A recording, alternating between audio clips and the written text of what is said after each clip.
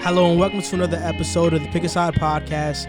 My name is Moran and I'm here with Jack Barteck and Riv with no last name. This is now episode 37, and in today's episode, we're going to talk about Tua's debut, if Miami can make the playoffs, what the Titans' loss to the Bengals mean, Desmond King getting traded to the Titans, how the Chargers should build around Justin Herbert, our confidence in the Ravens moving forward, Jimmy G, the Saints, and then we're going to finish it off with NFL Pick'em Week 9. So, if you guys made it this far, you're probably wondering why Jack has a mask on. Mask up. Gotta wear your mask. Social distance.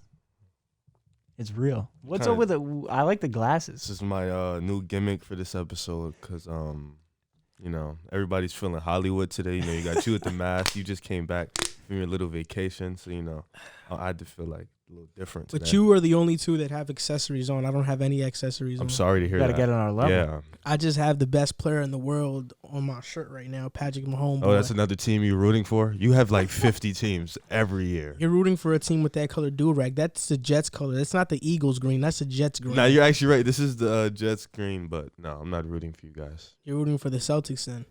I like the Celtics. They're cool. So why you like that team? Aren't they rivals to the Bulls? They are rivals, but I like Jaylen Brown. So, aren't you a Bears fan? I'm not a Bears fan. I like Nick Foles, though, because he's better than that guy in Philly over there.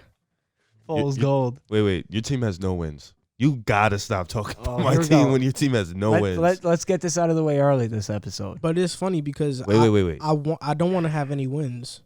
You think that's cool to That's say? true. Wait. Okay. You have your team has no wins. There shouldn't be anything that you should say about anybody's team all year because your team has no win. Not really, because we're getting Trevor Lawrence. I'm fine.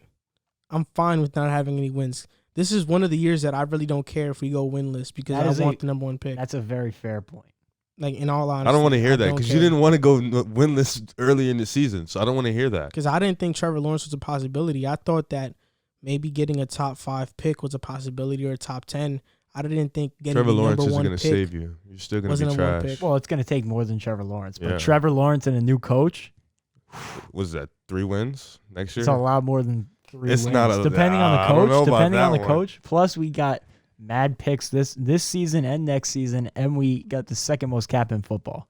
People have to go play for the Jets. They have to want to play for the Jets. People said the same thing about the Dolphins. Look how they're doing. That is true. Worked out pretty well. Yeah, they're okay.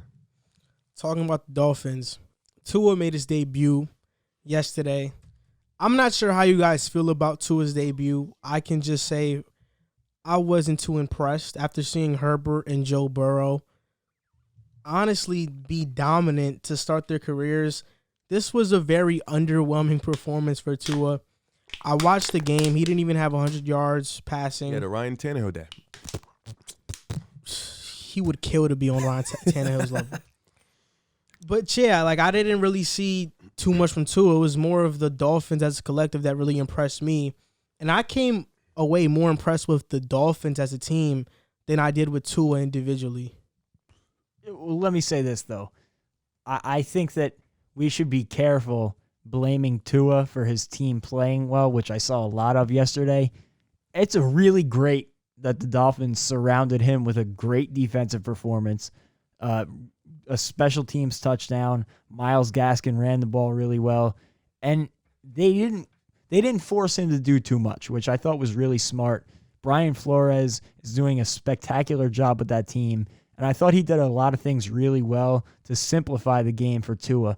We got to remember, he's been out over 52 weeks now. He's missed a year of football. So coming back in, game speed is a totally different animal than playing against a practice team. So coming back, I thought they did a really good job. They used the RPO a lot, which he's familiar with from college. They used a lot of short passes. Myles Gaskin was targeted 6 of his 22 times. So, they eased him into things. It wasn't, I think he only took 2 or 3 long shots downfield. The one of them that was intercepted or broken up should have been caught by Mike Gesicki. He threw a couple of really nice balls. So even though he didn't blow me away like Joe Burrow or Justin Herbert has, he looked good enough for me to come away feeling confident, especially considering what they've surrounded him with.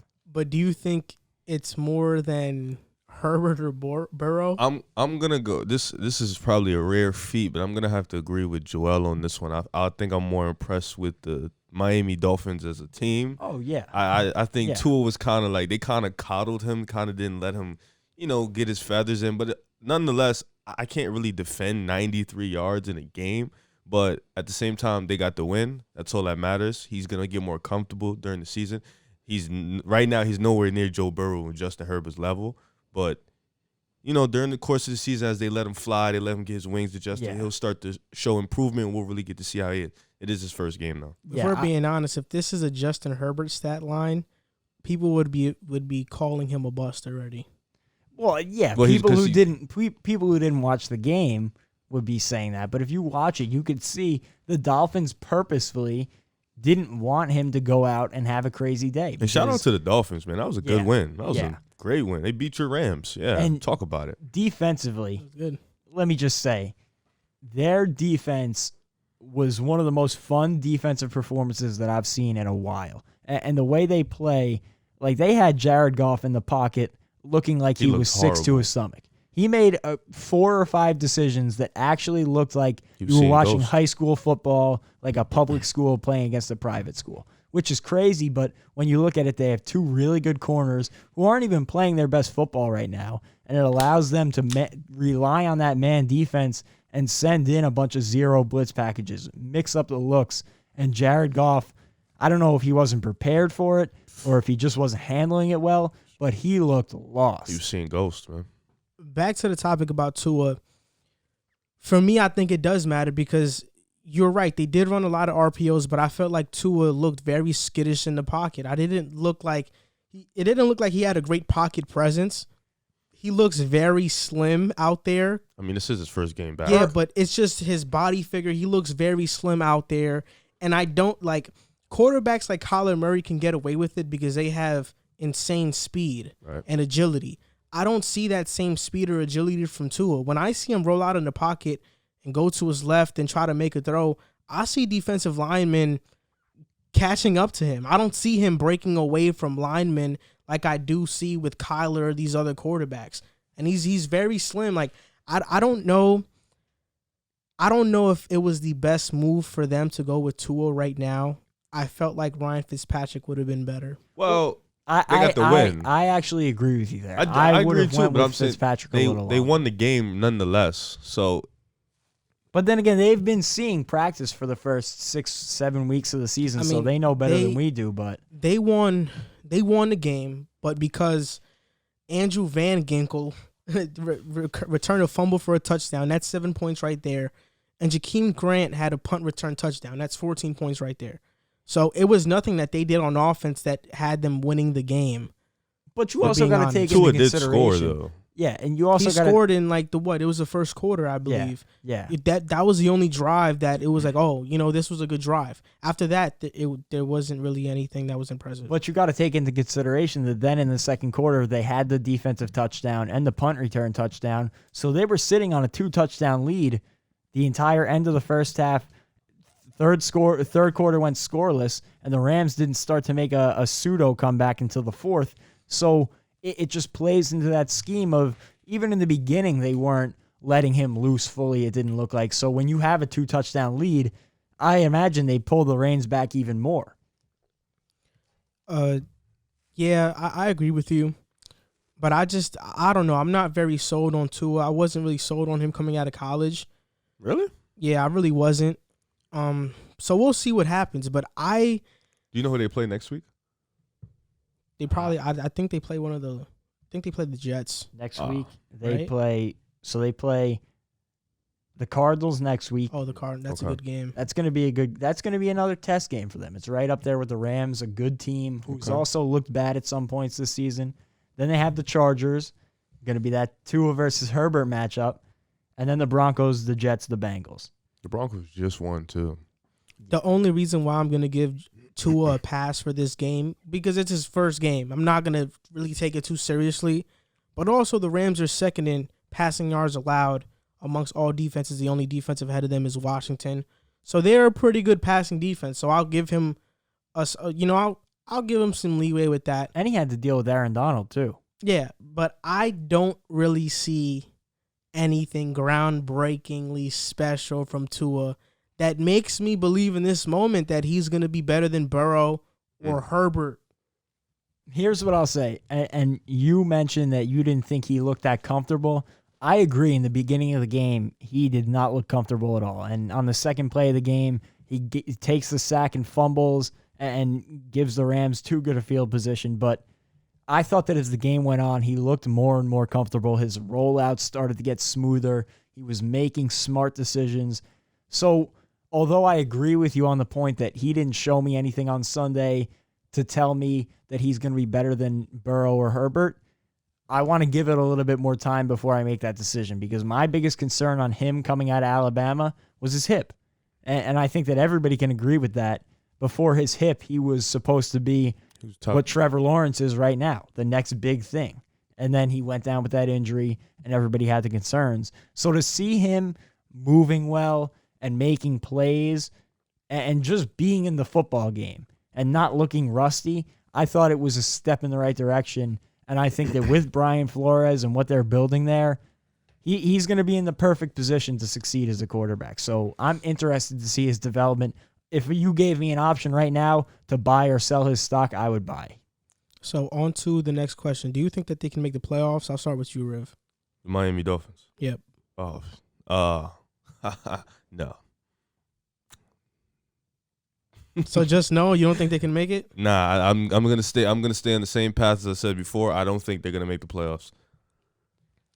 I think they can. And I say it because they're the first-ranked defense right now, if you didn't know. In terms of points allowed, they're the first-ranked defense. It's kind of weird, though, because they're 21st against the run in running yards allowed and 20th against the pass. They allow the 20th most passing yards. But they don't let teams score, which is phenomenal. And you've seen that in the Rams game. Jared Goff was in the red zone. They forced a turnover. Like, they're tied second in takeaways with 13th. They're +4 in the turnover differential. The only teams ahead of them are the Browns, Bucks, Steelers, Colts, Seahawks, Titans, and Chiefs. All teams that are going to make the playoffs. Browns are still that team that's up in the air, but they're probably all going to make the playoffs. And some players that I just think are going under the radar for the Dolphins. The big signings in the offseason were Kyle Van Noy and Byron Jones. But those haven't been the MVPs on their defense. The MVPs were the other two signings they made. Shaq Lawson from Buffalo, who Buffalo is missing right now because they need a better pass rush, and Emmanuel Ogbah from Kansas City. So Ogbah leads the team with 11 QB hits, and Lawson has 10 quarterback hits. They both lead the team, both free agent signings. They put a lot of pressure on opposing offensive lines, and they're a big reason as to why they are the number one defense in the NFL. So who are you taking out? What do you mean? Taking out of the playoffs? Yeah. I think they have to win their division to make the playoffs. I don't think so, because the Browns are in the playoffs right now. I think they can finish with a better record than the Browns. You think so? Yeah. I think that right now, the Dolphins are what we thought the Patriots were going to be. And the Patriots are what we thought the Dolphins would be. And I don't see the Patriots trending up. They lost Edelman for an extended period of time. And there's a lot of problems there that they have to fix quickly if they want to make a playoff push. The Dolphins, on the other hand, they're trending up. They're playing the best football that we've seen from them in the last few weeks. They just beat a very good team from the NFC West in the Rams, who that's a team that a lot of people thought could win their division in the toughest division in football. I shouldn't say a lot of people. Some people thought they could at least win or at least compete for the division, could be a playoff team in the NFC. It's a great win. And if they could put all the pieces in the right spot, and I think the most important thing for them, and it's unfortunate because it doesn't really rest in their hands, but what are the Bills going to be moving forward? Are they going to keep playing the way they played the last 2 weeks? Because if they keep playing the way they played the last 2 weeks, they're in trouble with the schedule they have coming up. I don't think so. I think the Bills sitting at 6-2 right now, the Dolphins at 4-3. The Dolphins are going to have to pull off some pretty impressive wins going forward. And I think putting that defense, like you said, number one ranked in the league, but putting that pressure on Tua to lead that offense and get them into the playoffs. Like right now, they're sitting at AFC. They're tied with the Raiders too. Don't forget the Raiders. They're right there with them. So it's going to be tough to see. I just don't trust in that offense to get them that far. The offense isn't bad, though. They're the 11th ranked offense in the NFL. And the offense doesn't have to do all that because, like you said, the defense is keeping teams out of the end zone. And I give them a lot of credit for the biggest upgrade they've made, in my opinion, was on the offensive line. Last season, they allowed 58 sacks. It was the most in the NFL. Their line was horrible. This season, through 8 weeks, they've allowed 11 sacks, which over the course of a full season would be 22, which last year was tied for the league best number in sacks allowed. I mean, they're much improved. They signed Ted Karros, who was a good center from the New England. They got Eric Flowers, who at tackle, he wasn't very good, but when he switched to guard in Washington, he was solid. He was really good. And they drafted Austin Jackson, I believe. They haven't even been and fully he's healthy a really on that good line tackle. yet. So, they have a good offense, and their defense is playing at a great to an elite level, so that's why I think they can make the playoffs. Xavier Howard is tied for first in interceptions. And he has 4. I don't think that Byron Jones has even been as good as he can be, as good as we know he can be yet. And a lot of people a lot of people are forgetting is Eric Rowe. He's somebody that's really stepped up for the Dolphins. He's a really good safety. And I just want to get into Brian Flores for a little bit. When we look at Bill Belichick's coaching tree, we think of Matt Patricia, Bill O'Brien, Romeo Crennel, Joe Judge is one of them, Mike Vrabel, Eric Mangini, Josh McDaniels in his time with Denver. But the best coach that I'm going to bank my money on being the next great coach out of that Bill Belichick coaching tree is Brian Flores. And I think he's going to be one of the few, probably with Vrabel, that end up being great coaches, because all of the other ones pretty much were disappointments. You look at what the Dolphins were last year, and at the beginning of the season last year, they were as much of a laughingstock as the Jets are right now, or at least as the Jets have been to start this season. The Dolphins were like in their first 5-6 games. Yeah. And then they started to turn it around, which I think is a huge credit to Brian Flores. He changed that culture so quickly. And granted, they made a bunch of nice moves this offseason. They brought in a lot of talent in free agency and through the draft. But for him to take all that talent in a season that so many teams have been negatively impacted by the coronavirus and, cutting down training camps and preseasons, for him to take this new group and put them out there, and the fact that we're even having this discussion about them potentially being a playoff team speaks volumes about him. I fear them being in our division for the next 10 years, but they made the right move bringing in Brian Flores. Sorry, I was just looking at the Raiders schedule. Do you guys think, you said they're ranked number 11 to offense, right? Yeah. You think that continues with Tua leading the charge? Yeah, I don't know. It can either stay the same or get better. It really depends, because obviously from this first game, I don't think the defense is gonna decline. If it does, it'll probably drop to like 2 or 3 throughout the season. But I think if the offense tends to trend downward, then that's when you start to see the team struggling to get wins. That's why I'm asking. Do you think it does? Both of you, do you think it does stay 11th? Do they go up? Does Tua make it better, or does they decline with him? If they can get past the Cardinals next week, even if they don't win the game, if they can make it a dogfight, play well, keep it a football game. I don't think they're in a position to play well. I think it's win now. If they need to make a wild card spot, I think they can afford a loss to the Cardinals, because then I think the most important stretch of their schedule, oddly enough, which is contrary to any other team we've talked about, would be the next 4 games against the Chargers, Broncos, Jets, Bengals. Because they can win all those games. That's 4 mediocre defenses, all winnable games that they can take the reins away and let Tua go. You got to look at the other teams, though. Like, I'm looking at the Raiders, Chargers, Broncos, Chiefs, Falcons, Jets. And that's the problem. They're going to need to. And I didn't even look at the Browns schedule. I mean, to get a wild card spot, it's gonna be a battle. It's gonna be a competition. Yeah.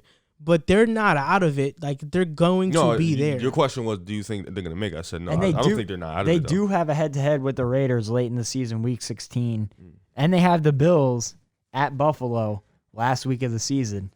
It's going to be really interesting down the stretch, but I think their season will be decided in how they handle Tua in that 4-week stretch. Because I think right now you saw him on Sunday easing into the offense. I think next Sunday against the Cardinals, you're going to see him ease into the offense still. But then in 4 games that they should be able to win against 4 mediocre defenses, they should be pulling back the reins a little bit. Let him make plays down the field. Let him start to grow and expand as a quarterback, get deeper into the playbook so that when you get to the Chiefs in week 15 or week 14, then he's ready to go. He can get in a shootout with Patrick Mahomes. Sit out. And even if he doesn't win the game, that's a big confidence boost if you could stay in a game against the Chiefs, who I still consider to be the best team in the league. What I'm most impressed with is not Tua, is not the defense. Yeah, how they've been playing, but it's just Brian Flores. When you go up against the Rams and the 49ers, both teams that are coached by an offensive guru head coach, Sean McVay and Kyle Shanahan, who their offenses have terrorized NFL defenses for the last couple of years, and Brian Flores' defenses are dominating their offenses, I think that's something to be really impressed with. And people forget that Brian Flores was a defensive coordinator when they faced the Rams in the Super Bowl. I agree. When they were the number 1 ranked offense in the league. They destroyed the Niners. That was embarrassing. So next question is the Titans' loss to the Bengals a big deal? No, I don't. They lost 2 in a row to the Steelers and now to the Bengals. I wouldn't necessarily say it's a big deal. I feel like every team goes through that one game, that one game where they have like just a loss to a bad team. It's just like a fluke loss. I wouldn't necessarily put it as a big deal until we start seeing more consistent bad losses. But I think I'll just like put it in the back of my mind like it's a note, but I wouldn't look at it as a bad loss because every team goes through that. I want to say no. Part of me is concerned by it because it's not a game they should be losing. But at the same time, I would be contradicting myself because I've sat up here every week and talked about how I don't think the Bengals are a cakewalk game. And, if you overlook them, they can give you a fight. Joe Burrow can play. He's got a lot of weapons on the offensive side of the ball. And, like I said, if you overlook them, they could give you a fight. And I think coming off that loss against the Steelers, the Titans were a little bit hungover, and they got caught sleeping against a team that a lot of people don't realize how much talent they have. And, I think that they got punched in the mouth. We're going to have to see how they respond. I think Mike Vrabel is a good head coach. He'll get his guys back on track, and they'll be all right. But it's definitely a caution sign up right now. They got to turn it around quick. It's not a big deal. And it's not a big deal because the Bengals aren't a bad team. Their record is bad, but they're not a bad team. 4 of their losses have came from 5 points or less. Both 2 times to the Browns, 1 time to the Colts, and then another time to the Chargers. And Chargers are another team who have a bad record, but they're not a bad team. The Bengals, and especially Joe Burrow is special. And if you have a great quarterback, you can win a lot of games. You can win a game on any given Sunday. The only embarrassing loss the Bengals have had was against the Ravens. But going into this game, the Titans, they had more rushing yards than them. But the main differentiator between the two was that the Titans had 24 minutes time of possession and the Bengals had 35. So the Titans could not control the clock, and that's what they do best, run the ball, control the clock, and don't have Ryan Tannehill doing more than he could, even though he's able to do that. But they're not a team that throws on first down very often, and that puts them into trouble when they rely on Derrick Henry too much. Because what I've started to notice about Derrick Henry is that he'll get you a couple 3 to 4 yard gains, then he'll break that big one. But he's not consistently gashing defenses for 9 to 15 yards a play. It really varies with him, and their offensive line isn't that great, especially after losing Taylor Lewan and then Jack Conklin to the Browns in free agency. Their line has really struggled, and it struggled last year as well, pass protecting. But this year it's struggling run blocking as well. Yeah, and if you remember last year, he had a crazy finish to the season. Oh, dude. But at the beginning of the year, he was really inconsistent. I think he only had 2 or 3 really nice games. And he didn't turn it up until like the second half of the season. At late in the second half, too. It was like week 15, 16, 17 that he had great performances going into the playoffs, and that's what everybody remembers. But he's liable to throw out some stinkers here and there. And, like you mentioned, it hurts them. And I'm concerned for them because they have your team, the Bears, next week, and that's another really tough game.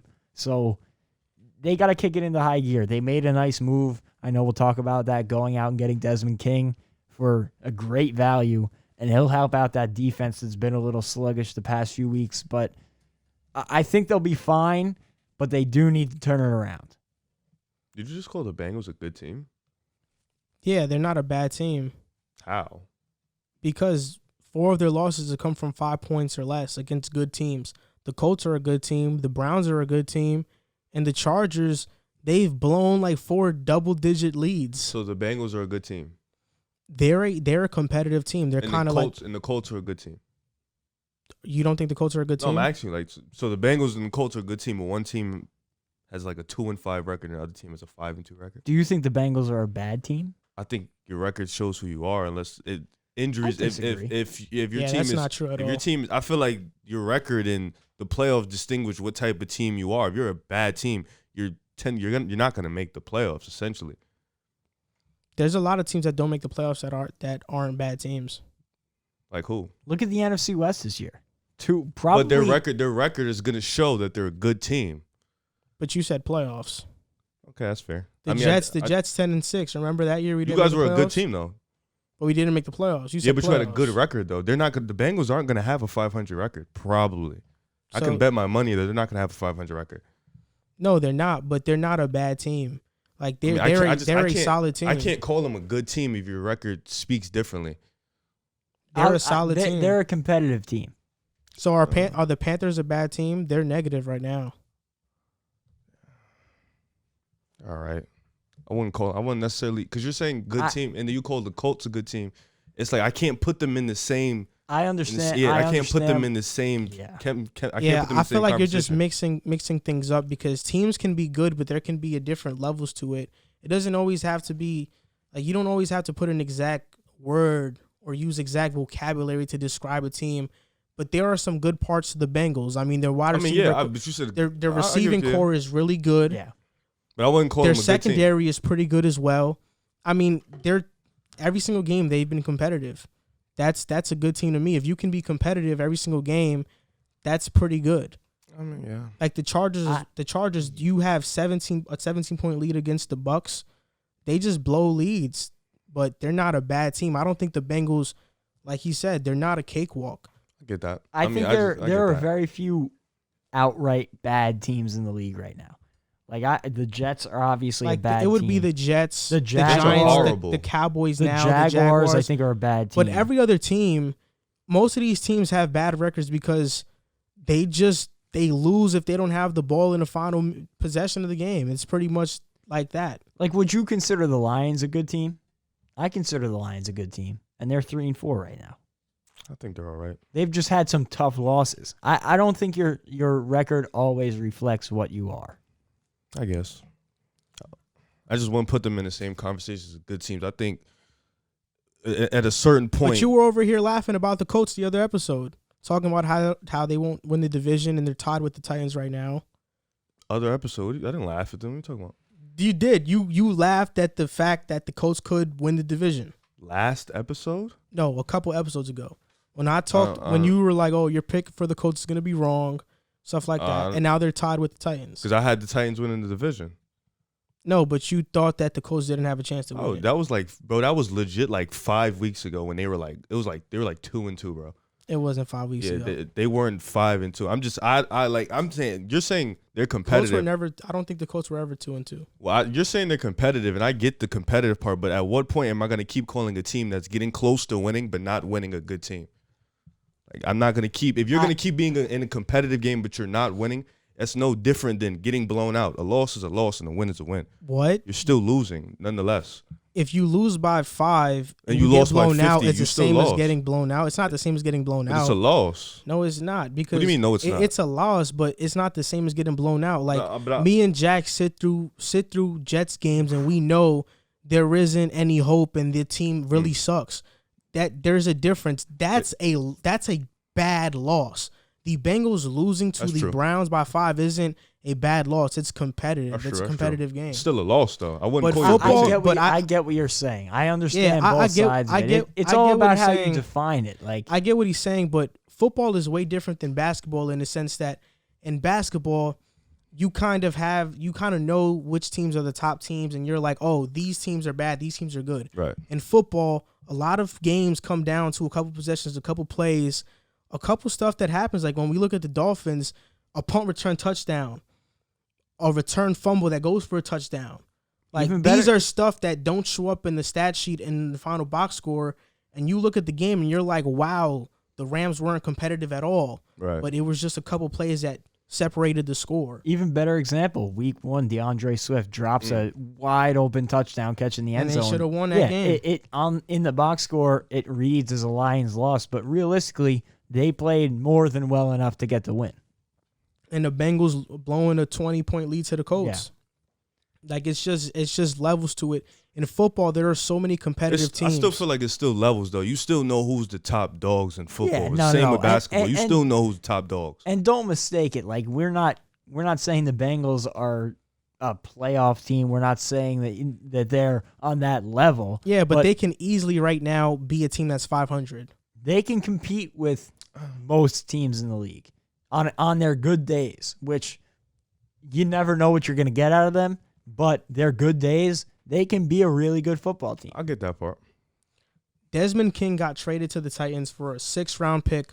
The Titans have had defensive problems all year. They're 27th in passing yards allowed. So they needed some secondary help, which is kind of astonishing because they went out and signed Jonathan Joseph. They have Malcolm Butler, but there's still that hole. Is Adoree Jackson still there too, right? He's hurt. Ugh. There's still that hole at slot corner that Logan Ryan left. Yep. That void is there, and I think Desmond King is the perfect player to fill that void. Since 2017, he has the highest PFF grade in playing the slot position at like 91.2. So the Titans are getting an all-pro player in Desmond King. He can return kicks, and he can play the slot well. He can play safety. He can play on the outside. What do you think this does for the Titans' defense as a whole? I think it's huge for them. It definitely helps. You said they were ranked 27th, though? Yeah, and passing yards allowed. That's rough. And one of the things you mentioned was the injuries. Another guy, Christian Fulton, who they drafted in the 2nd round, is out in at least another 2 games. On Sunday, they played against the Bengals, who have allowed a sack in every game they've played. They've allowed Joe Burrow to be sacked 28 times, and they didn't sack him once. So overall, it's not only the secondary that's hurting, but the secondary hurting causes the pass rush to hurt, and the whole defense just hemorrhages. And to bring in a guy who you mentioned since 2017, highest ranked corner in football by PFF, All pro corner. it's going to be huge for them because it improves the secondary, which in turn we just talked about it with the Dolphins. Your secondary creates your pass rush in some ways. So to add another wrinkle to that defense, an all-pro wrinkle, is going to be huge. It's just weird to me because they have the talent to be a good passing defense, like a man defense. Kenny Vaccaro, Just not playing like Kevin it. Byard, Jonathan Joseph, Malcolm Butler. They had Christian Fulton for a couple of games. So I really don't know what's the problem. I think it was a good move. There was no risk involved. It's a 6th-round pick. Nobody really cares about 6th-round picks. They're kind of like the 2nd-round picks of the NBA. Like you could just trade them away. But I don't think this really is going to help their defense so much because you don't see he's on the Chargers, and I think the Chargers have a really talented group, and their defense isn't very good, and he's there. It's mostly their defensive line, and Jadeveon Clowney, they signed him to be that premier pass rusher alongside Harold Landry. It was a bust. But he hasn't been a great pass rusher. He's more of a run stopper. He's not a pass rusher. And if you can't get to the quarterback, then your secondary is going to struggle. no matter how talented they are. And right now the Titans can't get to the quarterback, and versus the Bengals, it showed. Joe Burrow had a lot of time, but also Jadeveon Clowney didn't finish off sacks, and Titans players didn't finish off sacks. Joe Burrow was getting loose from a lot of different players and making passes down the field. And that's kind of what we saw from him at LSU, that ability to escape. But at some point, you got to expect a Jadeveon Clowney Pro Bowl player to finish off his sacks. Yeah, and Mike Vrabel even said it in this article that I was reading from the Tennessean. He said it all goes hand in hand. The better that we cover makes the rush better, and the better that we rush will only help the coverage. The longer you cover, the better that you cover. Hopefully, the better the pass rush will be, and vice versa. So you got to hope that this All-Pro is going to be able to come in, help that secondary enough to get Jadeveon Clowney free a little bit more, give him that extra split second to make a play, and hope it opens him up. Because if not, they got some tough games down the stretch, and they need. I think that another big thing this does is just injects a little bit of life into them. And you see it in sports. A team is, teetering back and forth. They go out and make that big move, and it injects some life into them. And hopefully for the Titans, it shows they're going in on this team. They believe they have a group that can win football games, and they're not afraid to give up picks to win right now. And you got to hope that it could give them a little boost. As they should. Like Joel said, they have the talent. And like you said, like Mike Vrabel said, continuity. Defensive line, secondary, they have to be together in order to play D. They kind of remind me of like the Bills defense, all that talent, not performing the way they should be performing on every given Sunday. This team, like you said, Kevin Bird, Jadeveon Clowney, now they have that. This team should be performing very highly in the defensive end, and they got to do it. The Chargers blew another lead. Suckers. I think this is like they've blown so many leads. So they blew an 11-point lead against KC. They blew a 17-point lead against Tampa. They blew a 17-point lead against New Orleans. Do you guys know any Chargers fans? And they blew a 21-point lead. I know one Charger fan. Against Denver. I don't know a Chargers fan. So these are 4 blown leads that were blown like by double digits or more. And my question is Anthony Lynn going to get fired? And if he gets fired, how should the Chargers build around Justin Herbert to kind of make sure they have a stable organization for him to grow under? It's funny because when we talked about Justin Herbert in this segment a couple weeks ago, I said that Anthony Lynn should have that job security. I actually was watching. I agreed because I think they've built a bond where you don't want to give that up so easily. And not to mention, the Chargers have been hurt. They haven't been the healthiest team in the league. And like you said, they've been blowing leads. And I think that's more of a sign of showing that when they can get up when they get there, they just don't have the discipline to keep the lead. And that starts with the coach and then goes down to the players. And I think you give him another year because him and Justin Herbert are building that relationship, and Justin Herbert is obviously showing he has the talent. So you give him another year to get it under their belt and to them to get healthy, and I think you run it back one more time. I disagree with that. I think you need to fire Anthony Lynn after the season is over. Since last year, he's 3-14 in one-score games, and it's kind of a culture right now that they blow leads. The reason Dan Quinn was fired was because they kept blowing leads, and when your team blows leads consistently, that culture starts to build up. When you get a lead, you get a little bit uneasy. You don't feel like the game is actually finished, and it's just a whole culture thing. And Anthony Lynn, he has been a good coach. In all honesty, his best year was in 2018 when he went 12-4.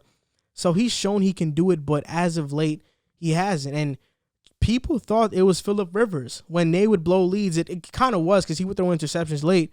People thought it was Phillip Rivers. He was a problem. He leaves, and now the same thing is happening. So it obviously wasn't a Rivers problem.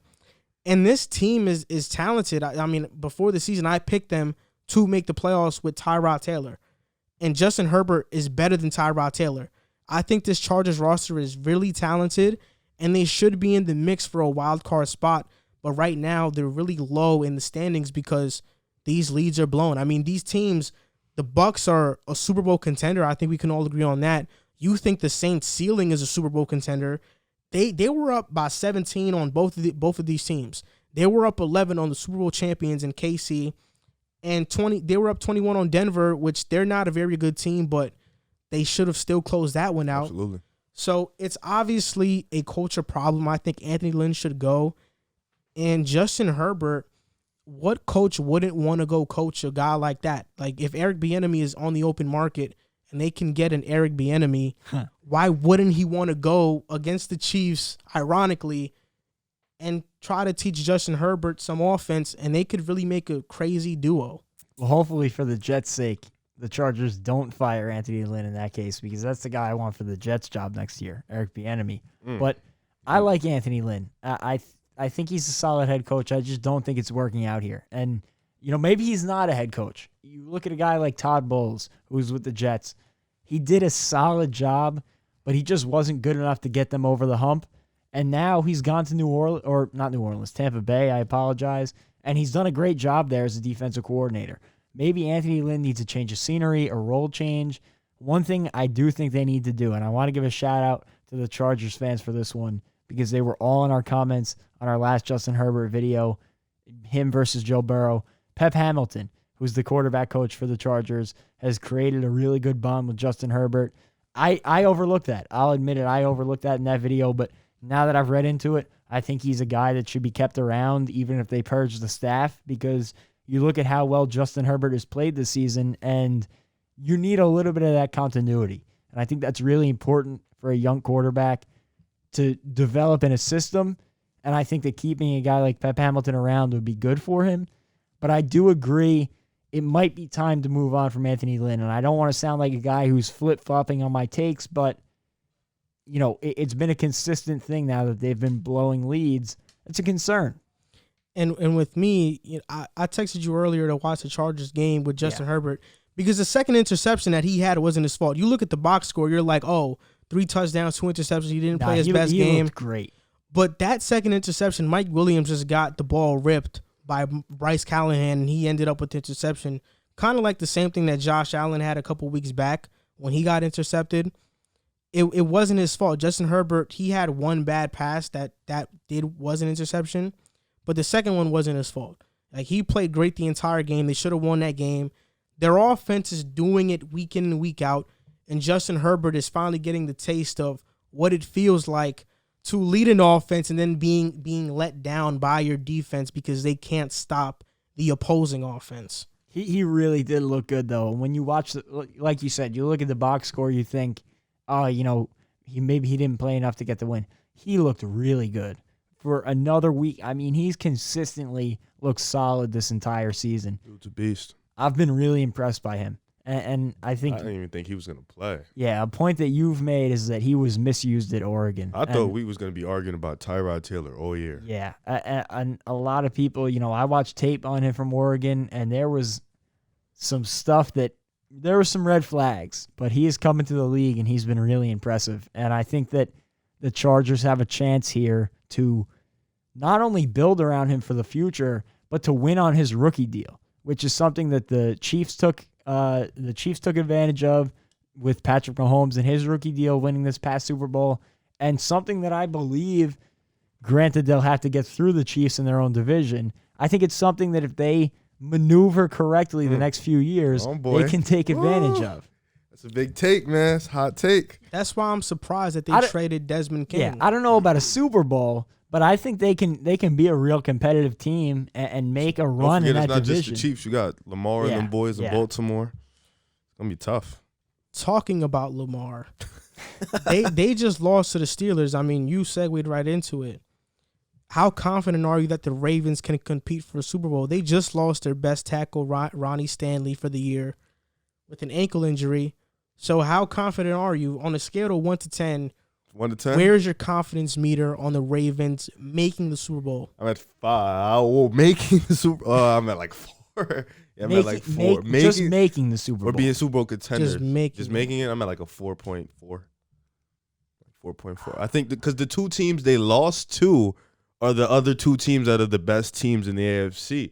So you can't, I can sit here and say, I don't think they're going to make it because they choked against two, but it's the Steelers and the Chiefs. They lost to great teams. So it's like, but I don't think Ronald Stanley, I think that's going to be a huge loss. Yeah. Huge loss. And they still don't have receivers. They got Dez, okay, but like we said before, we don't know what he's going to be. So they still gonna have trouble. Lamar Jackson's still having struggles. People have figured him out. They're turning him into a pocket passer, and it's not looking really good for him. So I'm at like a 4.4 right now. I'm gonna say like a 6. Ooh. But on the lower, like I'm leaning more towards a 5 Say than 5. a 7. Just say 5. Just because I think that, like you mentioned, the only 2 teams that they've lost to are the 2 other competitors really in the AFC for a Super Bowl. In my opinion, that's the 3. You could make an argument for the Titans as a 4th team that could compete for a Super Bowl. Those would be the 4, though. Those are the 4 teams. And I'm not going to hold that against them, but when you look at it, Lamar Jackson, I love him. He has so much to say. I love him. Lamar Jackson, I think, is a special talent. But, like, it's a problem when you say, and I was talking to one of my friends about this, and he said, I feel okay with Lamar Jackson beating me with his arm.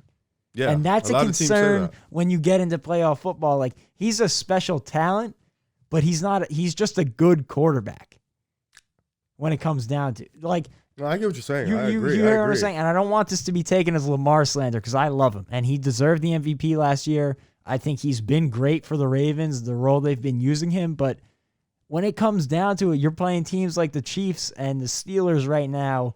And, you look back at the Super Bowl, you got to be able to make plays with your arm, make those great throws. And Lamar hasn't really shown the ability to do that consistently yet. Before you go. And it's concerning. Before you go, I just want to say I feel like people made too much of a jump when they started saying he was so much better than Michael Vick. Because we've seen crazy. Michael Vick That's with crazy. his arm. That's crazy. The reason why Michael Vick was so praised because not only could he run, Lamar's a better runner, but Michael Vick with his arm was a dangerous player. He's the closest thing I think we've seen to Michael Vick since but Michael Vick, with his but arm he's not on that yeah. level. And the reason I say 6 to justify it after all that negative that I just said is we look at it and they're still, I think, the 3rd best contender for a Super Bowl in the AFC. Like, who else are they behind? The Chiefs, the Steelers. They lost to the Titans. I'm still putting them behind the Titans. Okay, so even if you put them behind the Titans, they're the 4th contender in the AFC for a Super Bowl. And that's debatable.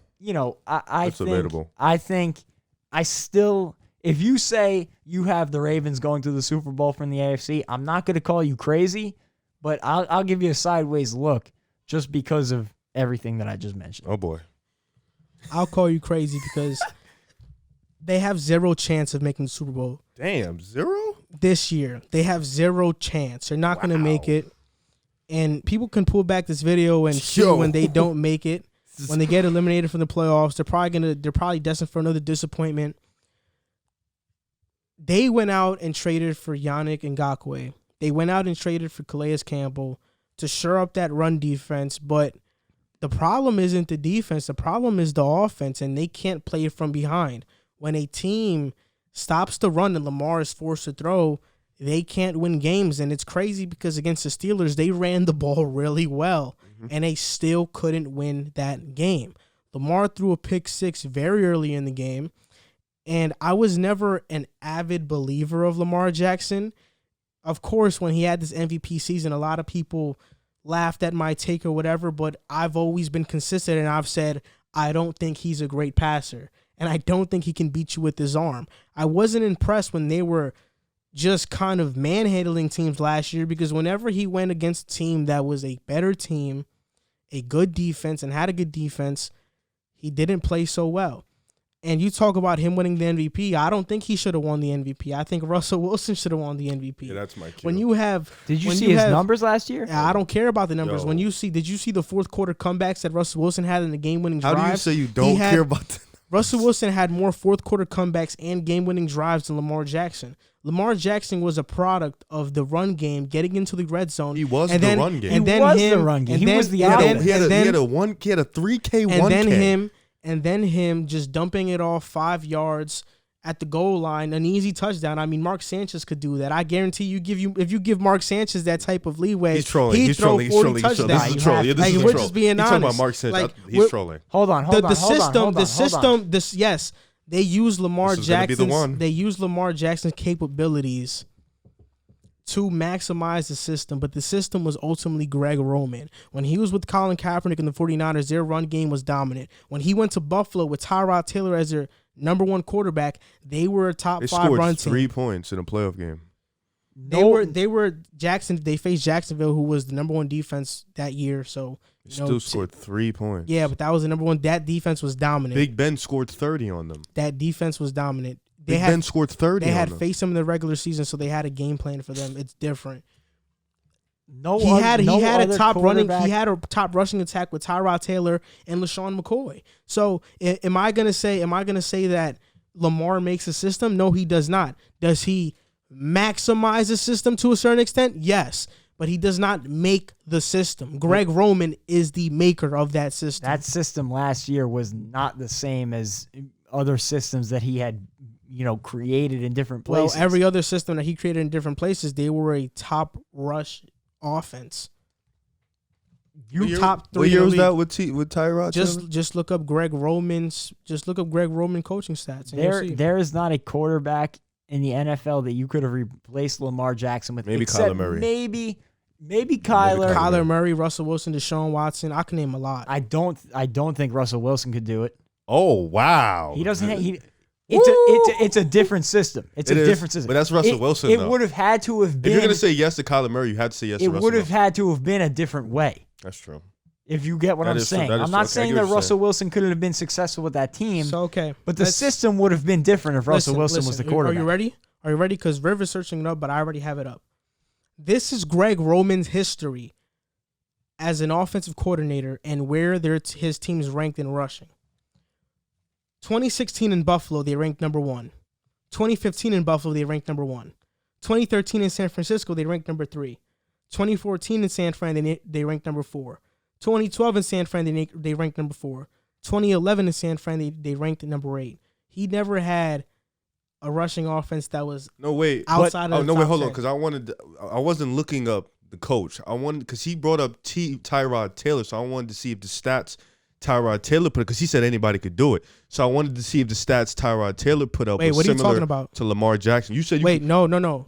You just said you could throw Mark Sanchez in a system. No, I did not say that. This is what I said. I said if you're at the goal line, only 5 yards away from scoring a touchdown, a lot of quarterbacks can make an easy read and just dump it off to a tight end to get the score. But they were getting to the goal line. You know that Lamar Jackson had 19 touchdowns at the goal line in under like 10 yards. Yes, and that's not very impressive. So how many of those guys can win MVP doing that though?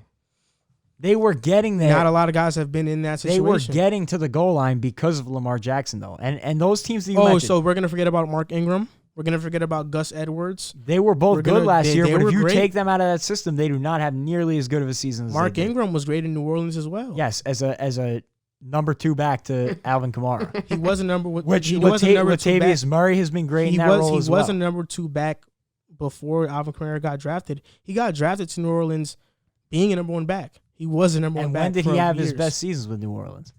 When he was with Alvin Kamara. This is the thing. Alvin Kamara was always more of a receiving back.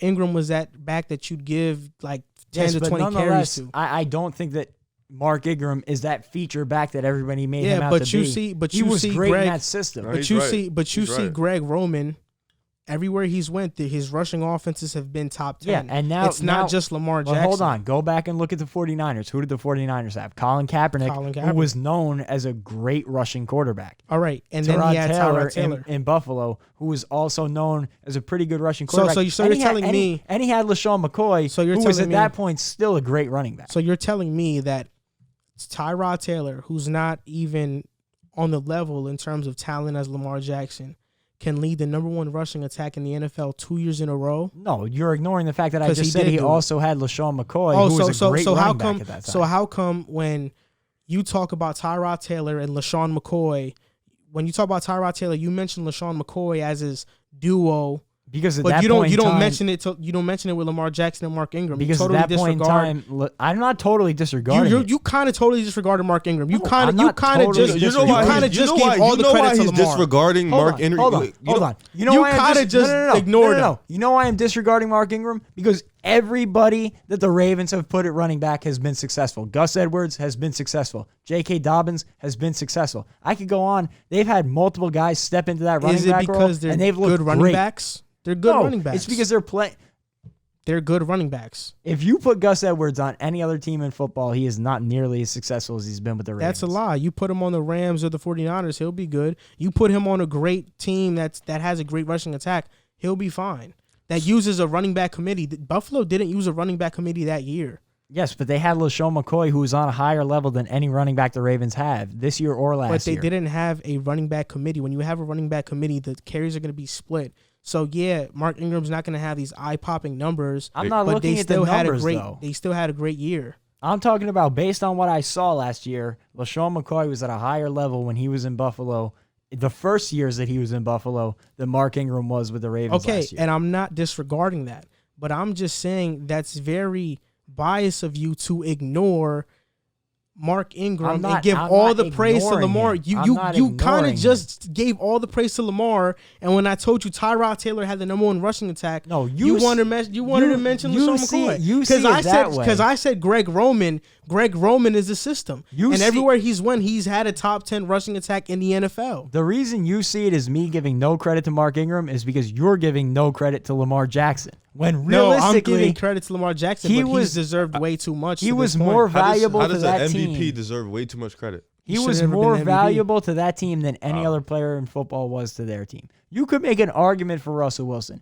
I'm not going to say that he wasn't Russell up Wilson there was more valuable than Lamar Jackson last year. I think that Russell Wilson was more replaceable on that Seahawks team than Lamar Jackson was to the Ravens. What do you mean by that? In that offense. So people could step into Russell Wilson's offense and then take that team to the playoffs. I think that there are more quarterbacks in the NFL that could have stepped in Russell Wilson's shoes last year than could have stepped in Lamar Jackson's shoes last year. That's ridiculous. Lamar Jackson had a top 5 offensive line. Russell Wilson was working with the bottom 20 offensive line. Who would you plug in for Lamar that can do what he did? Well, if you plug in a quarterback that's a better thrower than Lamar, there's a lot of quarterbacks that can do something similar. Like Tyrod Taylor, Cam Newton come to mind. Patrick Mahomes, Deshaun Watson. So Tyrod Taylor. Russell Wilson has been the only quarterback as of late that's been put in a position where they don't have a great offensive line and they don't have a fantastic running game. Last year, their wide receiver core wasn't too great because DK hadn't ascended, right? Their tight end group was getting injured. They didn't have a Greg Olsen, and he took that team to the playoffs. And they both had incredible seasons. Russell Wilson carried the Seahawks. Lamar Jackson didn't carry the Ravens. Lamar Jackson was that offense, though. I'm so confused. Like, the offense revolved around Lamar Jackson and the way he played. It was unconventional. And that's the reason that I think he was more valuable because, and it sounds crazy, but when you think about it, Russell Wilson was running a more conventional offense in Seattle. So you don't think that Greg Roman, if he was working with a quarterback that was a Tyrod Taylor, he wouldn't adjust the system? Maybe, but like you said, would it be as effective? He dedicates his offense. Would it be as effective as Lamar? It wouldn't be as effective. So then what are you saying then? No, obviously it wouldn't be as effective, but Greg Roman has shown that in different places he's been, he's had a top 10 rushing attack. But he's never had an MVP, though. No, he's had a number 1 rushing attack 2 years in a row with Buffalo, with Tyrod Taylor being the quarterback. Okay, now watch this. So they were the number 1 rushing attack in the NFL. Now, while you're saying that, I looked at Tyrod's number. He didn't have 1K rushing yards. Lamar had 1,200 rushing yards. What does Tyrod Taylor having 1K rushing yards have to do with the offense rushing be number 1 back-to-back years in Buffalo? Because you're not giving Lamar enough credit. Lamar was basically half of the rushing yards for that team that was number 1 in rushing. Tyrod Taylor he has wasn't. A special skill set. The Tyrod Taylor wasn't. He carried the bulk of the offense, rushing and passing. He was them. You're not giving him credit. You even said it. He maximized that Greg Roman offense. No, yeah, I'm not. Yeah, which is his value. I said, yeah, I know his value is that. But back to the main question, they won't make the Super Bowl because they can't play from behind. Lamar Jackson hasn't shown that ability, and I think you'd be crazy to say that he's more valuable than Russell Wilson. I didn't say that. He's not. You said it. I'm not. You said it. You did. I'm not saying he's a more valuable player overall.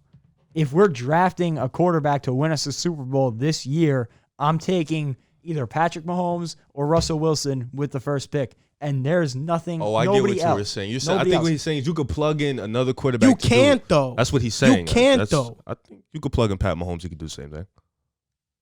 Last season, You can't. Last season, and again, MVP is a regular season award. It's not based on the playoffs, which a lot of people like to rag on Lamar Jackson for because they got knocked out in the first round in their first round playoff game.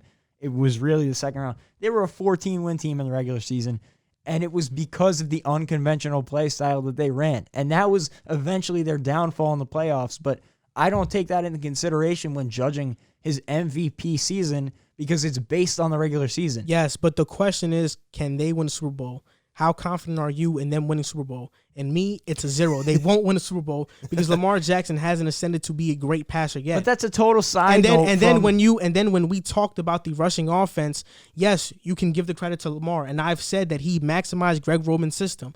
But let's not act like Greg Roman didn't have an elite rushing offensive scheme already before he met Lamar Jackson. I'm not saying he didn't, but Lamar Jackson unlocked a new level to that. A new level, and they became the number one rushing offense back-to-back years, right? Which they were in Buffalo. But wait. Nobody talked about that Buffalo offense at all. Like it was anything they special. They weren't the number one seed. They weren't blowing teams out. It wasn't the same. Like, it was a completely different thing. Well, maybe it's because the Ravens had a better overall roster. Or Lamar was just way better than Tyrod Taylor. Well, if you look at the roster, their defense, the Ravens' defense was better than Buffalo's. Their offensive line was better than Buffalo's. Defense was pretty impressive, though.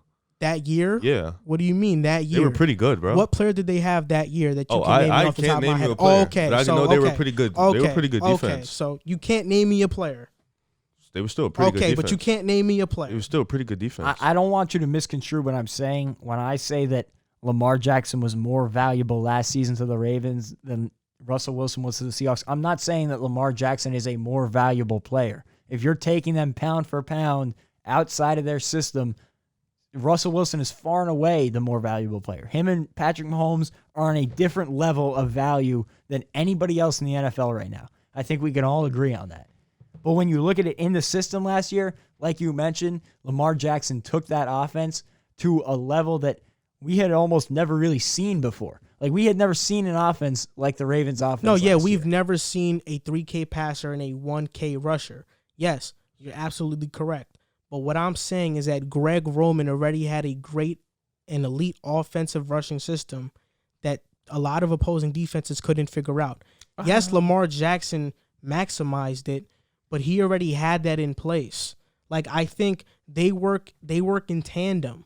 It's not like Lamar is here and Greg Roman is here. A lot of people want to give Lamar all the credit. You even disregarded Mark Ingram when you were talking about it. You did disregard Mark Ingram. You did disregard Mark Ingram. You said anybody could step into that situation and be a great runner. You said Gus Edwards. A lot of people did. You said Gus Edwards wouldn't be good anywhere else. You did say that. And a lot of people did step into that situation. What is Justice Hill doing now? Justice Hill looked like a really good running back in the system. You have not heard his name once all season. The 49ers don't have a quarterback like Lamar Jackson, of course. We know that. And a lot of running backs step in their system like Jeff Wilson Jr., Raheem Mostert, Tevin Coleman, Matt Breida. Why are you not talking about them being so replaceable? Maybe it's because great rushing attacks and great offensive minds like Greg Roman know how to utilize their players and create blocking schemes that maximize where the running backs can run to. The only thing I said about Mark Ingram, the only thing I said about Mark Ingram, I think you gave him too much credit. I don't think he is that feature back that a lot of people thought he. I don't think so. I don't see him as that. I don't see him as that lead back, like one of the top running backs in the league.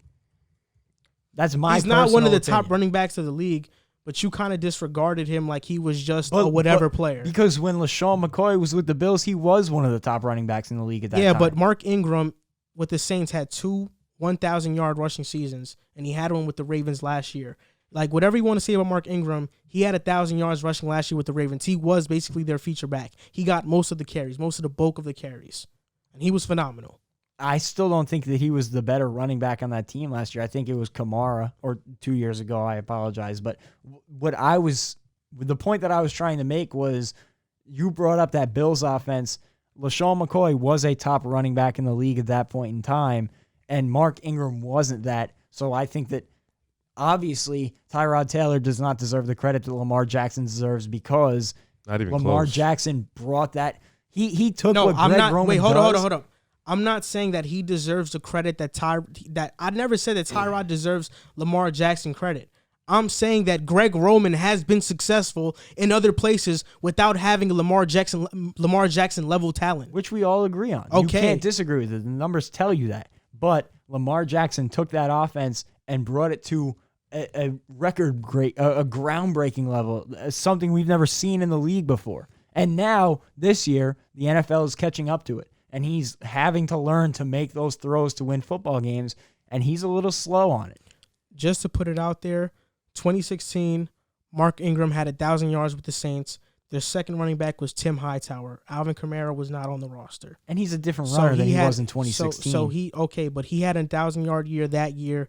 Alvin Kamara wasn't there. Lamar Just to put Jackson that had out more there. rushing yards than Mark Ingram last year. Yeah, and I believe it. And I'm not saying that he's not. I'm not saying he's not a great runner. I know he's an elite runner. I've never said he's not an elite runner, and I've said that he maximized Greg Roman's system.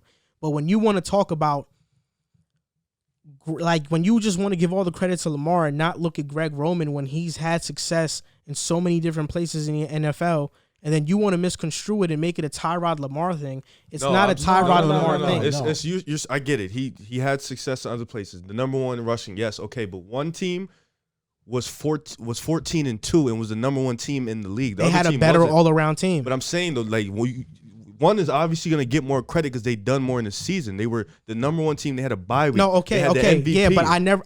That's all I'm saying. This is what I'm saying. You're That's all I'm misconstruing saying. it because it's not a Tyrod versus Lamar thing. I'm not just talking. I was talking about the team as just the team in general. Yeah, but it's not a Tyrod Lamar thing. And when Greg Roman was in San Francisco, they made the NFC Championship. That's and then the impressive. Super Bowl. That's impressive. So- Talk about that. You wasn't talking about that. You Yeah, kept but talking about I'm Tyrod just Taylor. saying. I'm just saying that he had a number one rushing attack with the Bills 2 years in a row. So he's done this before. And I'm not saying that it was just Lamar Jackson, but what I am saying is that Lamar Jackson took that offense in the system, because you could say that if they brought in Russell Wilson instead of Lamar Jackson, if they changed places, the offense still would have been very successful, but it wouldn't have been the same way they were successful with Lamar Jackson. Nobody could have gone into that offense, in my opinion, and been as successful in that same scheme, which is what made them the 14-2 team they were, the historic offense that they were. Nobody else does that. And it's catching up to them now because teams are catching on. Look, I'll agree with you that maybe a player wouldn't have the same rushing yards as Lamar Jackson. I don't think they would. But we definitely see a lot more quarterbacks be put into that system and have way more passing yards than Lamar Jackson. Yeah, because the system would have changed. Were you saying The that would system happen have or been like different. it has happened? It would happen. okay. The system would have been different, though, which is the point That's that what I'm saying. making. I'd rather have a Deshaun Watson than Lamar Jackson, if I'm being honest. I'd I rather don't- have I a don't Russell necess- Wilson. I'd I rather don't- have a Patrick That's Mahomes. tomato. I'd rather have I don't disagree a with better you. passer. I don't disagree with you. That's what I'm just saying. That, like, back to the original question, that's why my confidence for the Ravens is at a 0, because I don't think they can't beat the Chiefs, they can't beat the Steelers, and I don't think they can beat the Titans if they face them again. So if you had to put them in order, who would you put it? How would you go? Chiefs and the Steelers are a toss-up right now for me. Then they go Titans. Then they go Bills. You lost me with that one. Nah, Next that's topic. crazy. Then it go Colts. Oh, I'm not Then even it goes, acknowledging nah, I'm that playing. one. Look, it'll be the Chiefs, Steelers, Titans, and then the Ravens. I'd have. And then the Bills. Yeah. Then I Yeah. have the Bills and whatever everybody else is. Yeah. Whatever. No, the Yeah. Ravens defense. I don't know. That's And that's the other thing. Yeah, the like, you forgetting defense- as a the defense team, is so good yeah, it's that pretty good. Lamar just needs to put it together for 2 weeks. Which look at what the 49ers did last year, and we'll talk about Jimmy G later in the show. But Jimmy G was no special quarterback last year in the playoffs. The defense was spectacular, and the running game was great. Mm-hmm. And it got them to the Super Bowl. It didn't win them the Super Bowl because they played the Chiefs, who were they should one of the greatest teams of all time, and they were a throwaway from winning it. And we were just talking about how the Titans defense hasn't looked like it should be. So you mean to tell me as a team you would give the Ravens a 0 chance when they have one of the best defenses in the league? Hey, man. Last year you didn't even think the Titans were going to make the playoffs. But we're on this. I think that speaks towards our point more than anything. You look at what the Ravens have right now, a really great defense, a top 5 defense in the league, a great rushing attack. That is what the 49ers were last year. And nobody expected the 49ers to make the Super Bowl, I don't think, but they put it together at the right time in an unconventional way. Jimmy G was throwing for like 100 yards a game, and Tannehill was doing a similar thing in the AFC, and, eventually they ran into the Chiefs. But the biggest obstacle is obviously going to be getting past the Steelers or the Chiefs or both, and that's going to be incredibly difficult. But all they need to do is put it together for 1 week to make the Super Bowl, potentially 2, depending on how the chips fall. Maybe they'll have to see both of them. But if they get lucky and maybe the Chiefs drop an extra game or 2 the rest of the way and they can win out, whatever it may be, if they can only face one of those 2 teams in the playoffs, they got to put it together for 1 week. I don't think it's crazy to say that they can do that. I think round 2, Ravens beat the Titans. They won't make the Super Bowl. That's the bottom line. And you said we're going to talk about Jimmy later on. We're actually going to talk about Jimmy G right now. Simple question. Is it time for the 49ers to move off from Jimmy G? It's going to be hard because they gave him a massive contract a couple of years ago worth like $100 million, I believe. But he hasn't looked very impressive. People, Nick Mullins has kind of looked as good. I don't think he's looked better, but he's looked pretty much like he can fill that Jimmy G role. I think Jimmy G is better. I don't think it's a question. But I don't think Jimmy G is a franchise quarterback. I think he's an average quarterback at best. I believe he cost them the Super Bowl last year because he couldn't complete that pass to Emmanuel Sanders, and he missed George Kittle a bunch of times. I just don't think he is a quarterback people and a lot of fans thought he was going to become. I don't know how you guys feel about that. I agree. I think he's an average quarterback. I think even after everything you just said, though, they went to the Super Bowl with him. I think this team this year has been battling with injuries all year. They've been devastated with a lot of injuries to their team. So I think it's too early to say give up on him because they were gonna be one of the best teams in the NFC this year if they were healthy. So I don't think it's too early to pump. I think it's too early to pump the brakes. I think that it's a really unfortunate situation, like Riv said. They've been dealing with a bunch of injuries. Himself, he's been dealing with a bunch of injuries. He's had that ankle, and I don't think that on Sunday he was fully healthy. It doesn't excuse how poorly he played, but I think it depends on what you're looking for out of him. Like, I think he can be a game manager quarterback if you think last year. Yeah, if you think that's good enough to win a Super Bowl. If that wasn't the Chiefs last year, if it was a normal team, like any of the Super Bowl teams that we've seen the past 4 or 5 years, I think they have a better chance of winning, but they ended up running into the Chiefs, who have Patrick Mahomes, a historic offense, and they were one throw away from winning that game. So, do I think they could win a Super Bowl with him? Yes, but their defense would have to be spectacular again. Their rushing attack would have to be spectacular again. Is that something that you want? I know I sent you guys a picture today. Dak Prescott photoshopped into a Niners uniform. If they could do that in a heartbeat, no hesitation, because Dak puts that offense on a whole new level. If they can go out and get a difference-making quarterback like that, I think 100% yes, you move on from Jimmy. And I like him, but he's just not the guy that they thought he was going to be. And I think maybe he needs a change of scenery. Maybe he needs to go back to New England with his guy Bill Belichick. They love each other. They worked well together in New England. I feel like the best games he's ever had were those games in New England when he came in for Tom Brady. But now, it just seems like although the circumstances have been unfortunate and they had so much success with him when he was healthy, I don't think it was because of him. I think it was in spite of him being a game manager, because they had a great defense, because they had a great rushing attack. I don't think he's that franchise guy that they and I thought he was going to turn into. So, if you can go out, get a guy like Dak, maybe even in the draft, if you have a good quarterback fall to you, I don't think it's outlandish to say move on from Jimmy. I'm just looking at this injury list. The injuries are bad, but I disagree with a lot of what you just said because what else? You think he was a franchise quarterback though? Look, at when the Patriots traded him, I mean, He was being hailed. And I can't believe your nerve either. I can't believe your nerve. What'd I do? I can't believe your nerve to co-sign a Dak Prescott comment when all you've ever done was not think Dak Prescott was that good. Look, Dak Prescott on the Niners, I would love it because I love Dak Prescott as a quarterback. And yes, he is better than Carson Wentz. But Dak Prescott is kind of like the same mode as Jimmy in terms of a game manager. Dak Prescott he's not a superstar game-changing quarterback that's going to take him over the top. Can't relate. If anything, I disagree. If anything, he'll make the offense slightly a little bit better, but it won't be something that, now the 49ers have Dak Prescott, their Super Bowl favorites. It's not going to be the case. Did you watch Dak this season through the first 5 weeks? I think Jimmy G is a guy, high IQ QB with limited talent. Hold on. What did the Cowboys do with Andy Dalton? Wait, for the did 2 you weeks just that say he Dak played? is a game manager?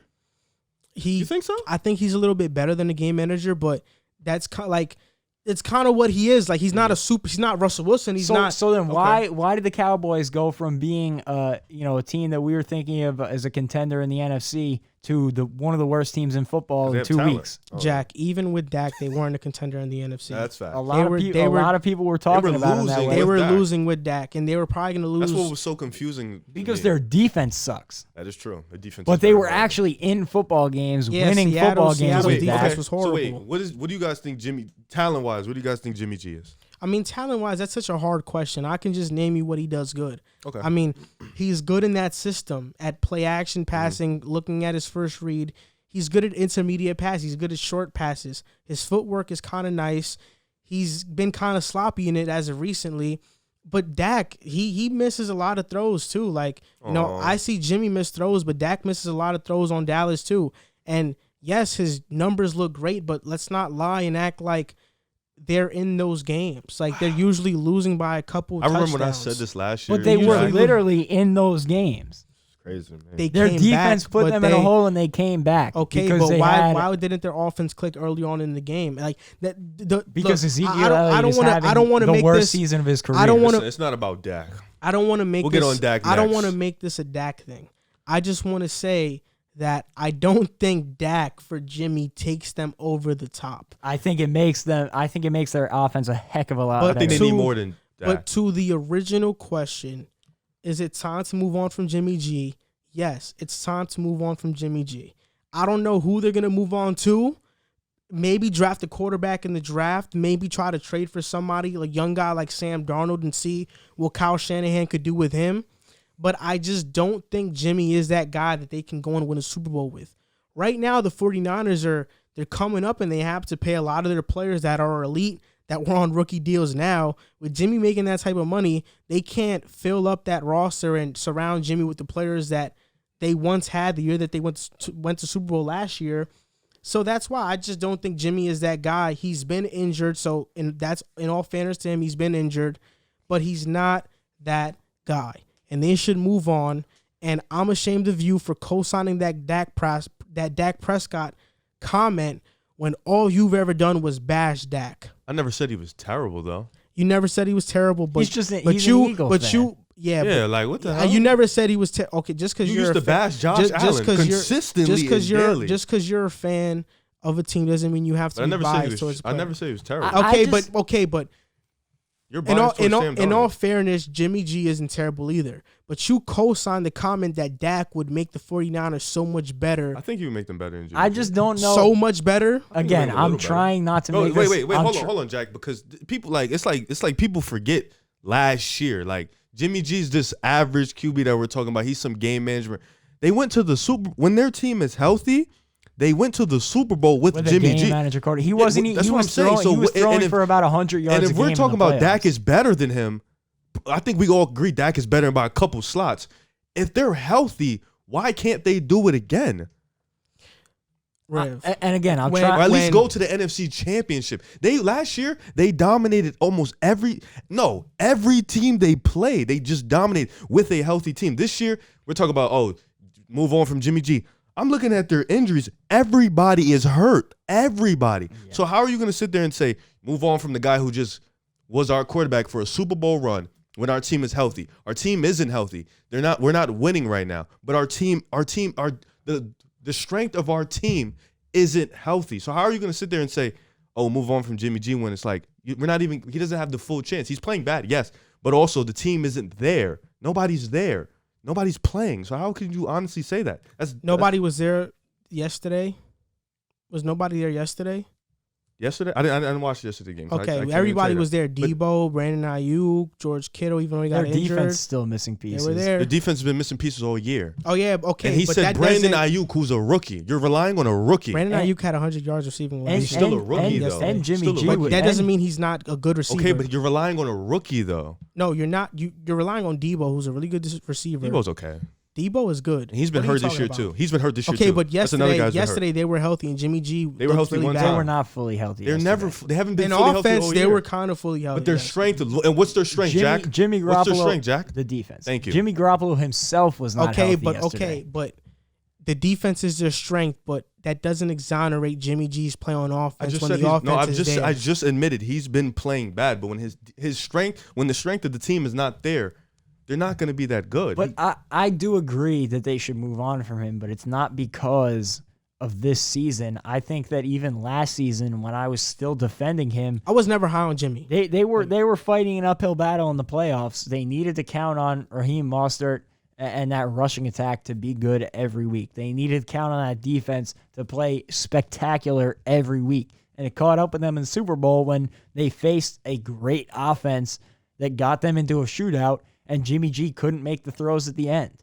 I think that is where a guy, and again, I'm not trying to make this a Dak thing, but I think a guy like Dak Prescott doesn't even have to be a top 5, maybe not even top 10 quarterback in the league. Dak Prescott has a negative record against teams that are 500 or better. But he's a playmaker. He's not a game manager, in my opinion. No, he is a playmaker. He does make plays. I think with his 49ers healthy defense, that record would change very fast. I agree. But come Super Bowl time, like I don't know that they, especially this year, I don't know that they can contend with Jimmy G at quarterback, just because when they play great teams and they get into gunfights at the end, they don't have the weaponry because their quarterback, you can't trust him to make those throws. You forget Why I this. disagree with you is because before Amari Cooper went to Dallas, Dak looked pretty pedestrian. Oh, I agree. He didn't have great numbers until Amari came. Even last year, But Jimmy doesn't have a solid number 1 wide receiver. He has the best tight end in the league, though. Okay, yeah. That dude's Even crazy last nice. year, I would say that Dak didn't look worlds better than Jimmy G. But this year, you look at him, and he made the Cowboys a formidable team, would have been a playoff team with him. I think that Would've? I think they easily. No offense, Riv. Whoa. I think they. Come on. Pump the brakes with now, the buddy. injury troubles that the Eagles have had, I think they would have won the NFC East. And now, instead, That's bold talk there, Jack. with Andy Dalton, they didn't even look like they belonged in the NFL. And now with Ben DiNucci, To be fair, they're an embarrassment. To be fair, when Andy Dalton took over and so did Ben DiNucci, they started facing better defenses. That's fair. He's right. But I think that Dak Prescott has looked like he improved a lot this offseason. Yeah, and I love Dak, but I just disagree on that comment that he'll make the 49ers like these way better than Jimmy G. But That's all I disagree on. Where do you have Jimmy G at as a quarterback rankings in the league? I think have 15 him to around 20th. So I wait, have okay, so him- with him at 15, 20, where would you have the Niners? What do you mean? Like If they were rankings in the healthy. NFC, if they were healthy. Probably the second spot in the NFC West behind And you telling Seahawks. me with oh, I had this is the reason I said what I said. like I that. have Jimmy G closer to 20. I have him around 20 in quarterback rankings. If we could split hairs and you might be able to change my opinion, bump him up a spot or two. I have him around 20. I have Dak closer to 10 than 15. That's a big jump quarterback-wise. I think that Dak is a playmaker, and I think if you get into a situation like they got in against the Chiefs last year where they needed to make plays late, I trust Dak to make those plays for me more than I trust Jimmy G. You trust Jack to make those plays, but against last year when he faced Philadelphia to win the NFC East, he didn't make those plays. I think also what we're like failing to notice, and Joel brought it up a little. They don't have a true solid number 1. Debo's still coming into his own, and they got a rookie out there right now. I don't think they other than George Kittle, they don't have like a solid deep threat or like a number 1 option too. So that kind of kills Jimmy G too. But But even so, he just watching him, he doesn't take those shots. Yeah. It almost looks like the way they treated Tua on Sunday. Like they kind of coddle Jimmy G in that offense. They don't make him make the big play. They don't predicate the offense on that rushing attack, which I mean, I guess you can't take points away from him for that, but at the same time, it shows that Kyle Shanahan doesn't really have that trust in him to go out and make those throws. Yeah. We're gonna move on to the Saints. We're gonna merge this topic. So Kwon Alexander was traded to the New Orleans Saints. A 5th-round pick and Kiko Alonso were sent to the 49ers in exchange for Kwon Alexander. Just a little backstory on him. He got signed to a 4-year, $54 million contract by the 49ers because he had a Pro Bowl year in 2017. In 2018, he was with Tampa. He only played 6 games in 2018. Then the 49ers signed him. I didn't think that was a good signing at the time because he was an inside linebacker. He only played 8 games last year. He only played 1 full season in his entire career in 2016. And now the 49ers they really didn't need Kwon Alexander. They have Fred Warner, who's probably the best middle linebacker in the NFL right now. He's different. It's a toss-up between him and Bobby Wagner. He's different. Dre Greenlaw, and now they have Kiko Alonso. And this was kind of a desperation move for the Saints. You have Demario Davis. There's not another second linebacker. They're hoping Kwon Alexander can be that. He'll offer some speed to that linebacking core. But enough of Kwon Alexander. What we really want to know is about Michael Thomas and what's been going on with Michael Thomas. And do we think that the Saints can compete without him? And what I mean compete, can they finish first? Can they be one of the formidable teams in the NFC? You know what's killing me about this is I picked, me and Joel, we used to have arguments in the summer all the time. I picked the Saints, he picked the Bucks. And I think they got the Bucks coming up this week. Michael Thomas is crucial for this team to make a Super Bowl run. If they do make it, he needs to be there. He's their number 1 option. They picked up Emmanuel Sanders for him to be that number 2 guy. He's been hurt. So now they're out there. Alvin Kamara has been carrying this offense by the skin of his teeth. And Michael Thomas right now, he's kind of giving me Antonio Brown vibes. Antonio Brown gets paid. He starts acting crazy, starts doing all this wild stuff. Michael Thomas is starting to give me that energy. He's starting to become a diva. Has Michael Thomas even gotten paid yet, though? No, I don't think so. I think he wants his money, though. And he's starting to give me that diva vibe. He just had a big year last year, 1,700 yards. He thinks he's on top of the world. He's starting to become a diva, hitting his teammates in practice. So now being on Twitter, tweeting people and stuff. So I'm not really liking it, but I think they need him to be healthy and effective for them to make a Super Bowl run. I think you mentioned it. Alvin Kamara has been that offense. And Drew Brees, we've talked about it before in previous episodes this season. If it was up to him, I read reports that he would have retired this past offseason, and they convinced him to come out of retirement. I think he's done. I think he's on his last legs. He can't carry that offense. I don't think he wants to play no more. He can't carry that offense like he has in the past. So losing Mike Thomas, who before this season, you could make the argument that he was the best receiver in the league. He was at least top 3. Yep. Losing that weapon is huge. And now, who's been their number 1 this season? Traquan Smith? No, Alvin Kamara. If you don't consider Alvin Kamara because he's a running back, who's been their best receiving option? Traquan Smith? It's really been by committee. It's been whoever's open. Yeah, whoever's open, whoever's there. Like Callaway was there, Traquan Smith, Emmanuel Sanders. A little bit. But the fact of the matter is they need a weapon that is going to open those guys up. And I think that that's a formidable attack behind a guy like Michael Thomas. Just to cut you off, he did get paid. 5 years, $96 million. So he did get paid. I think that that's the guys that you mentioned. I think, and like Jared Cook at tight end, Alvin Kamara at running back, Latavius Murray spelling him. I think it's a formidable offense if you have a transcendent talent like Michael Thomas. Like you added DeAndre Hopkins to the Cardinals offense, and look how much they improved because DeAndre Hopkins draws attention. It's almost like gravity in basketball. Just different. Being on the field makes a huge impact. I agree with you. I think he's the best. Mike Thomas has that same impact where just being on the field draws eyeballs and will help others get open, will make Drew Brees' life a million times easier. And that's what they picked up Emmanuel Sanders for because Michael Thomas draws that gravity. Yeah. And then you got Emmanuel Sanders open, you got Kamara open. And even with Mike Thomas, I think they're fighting an uphill battle because Drew Brees is declining. That defense hasn't been great all season, although they did play well on Sunday. And now they're bringing in Kwon Alexander. Hopefully, like the Titans move for Desmond King, it could give them a little boost. But I just don't know. In that division with the Bucs, I don't see them winning that division. So they'll have to get a playoff spot and win 3 games to make it to the Super Bowl.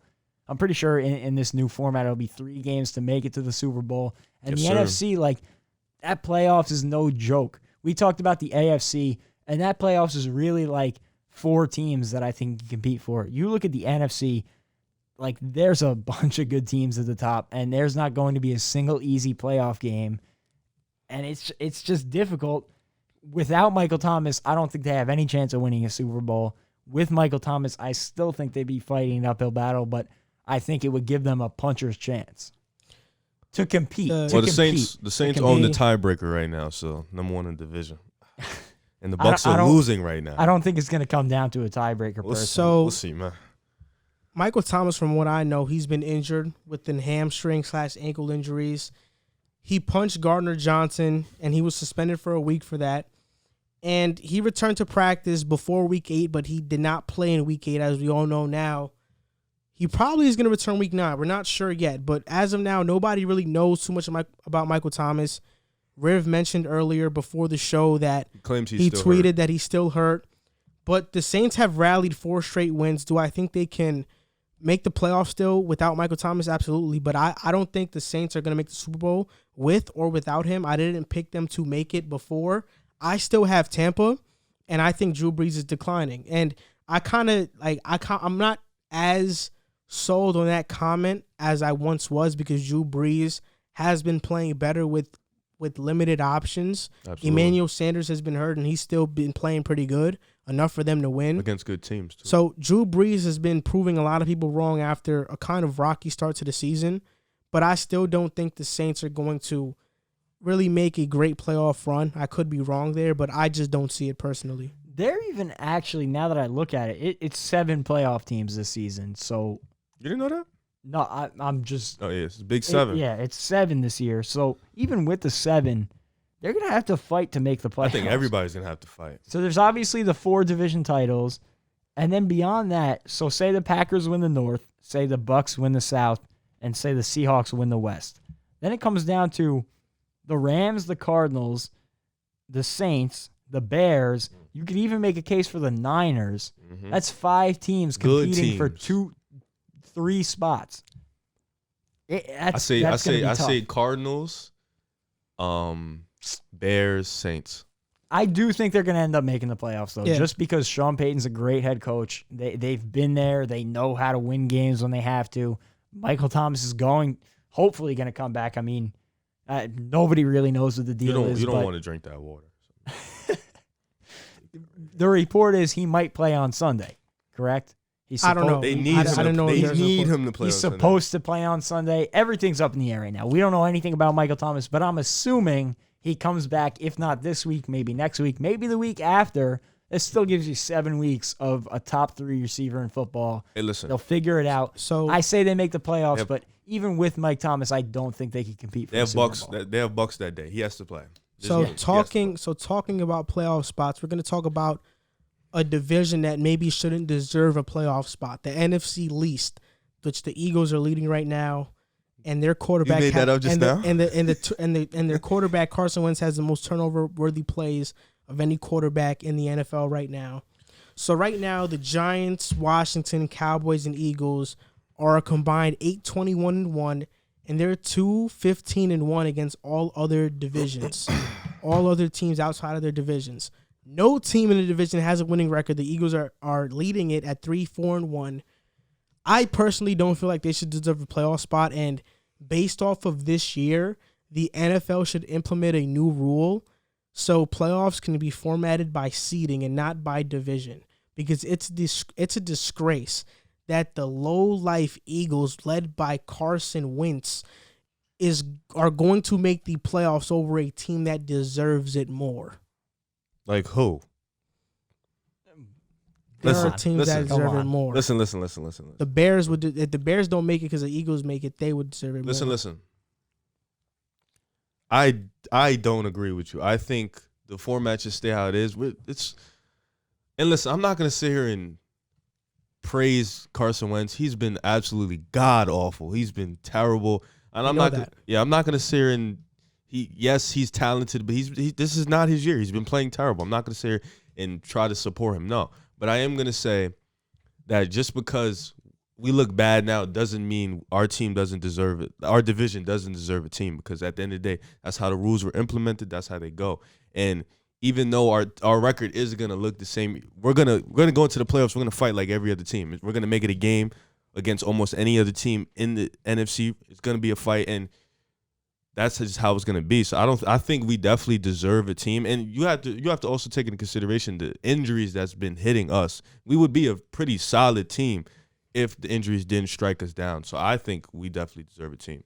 Yeah, and there's a reason that the playoffs are formatted the way they were. You know, it's meant to take into consideration the fact that division is going to be playing the same schedule. And, you know, in a certain year, one division might play an incredibly tougher schedule than a different division. So, like, say, for instance, although it's not the case this year, the NFC West could be playing the easiest 4 schedules in football, and the NFC East could be playing the 4 toughest schedules in football. The NFC East plays us this year. That's the reason that it's implemented that way, but I don't think that we are very far from the NFL changing that, because a situation like this where one of those teams is going to get in, off the top of my head, there's 9 teams that I would rather see in the playoffs off of them. Maybe you could make an argument for a 10th. Like who? I'll list them off. The Niners, we beat them, so don't even say them. The Packers, the Bears, the Lions, the Saints, the Bucks, the Seahawks, the Cardinals, the Rams, the Niners, and the Panthers were my borderline team. You would rather see the Niners than us? We just beat them. 100%. Wow. Because if they get healthy, we were just talking about them. If they get healthy. So if we get healthy, you wouldn't rather see us than the Bears?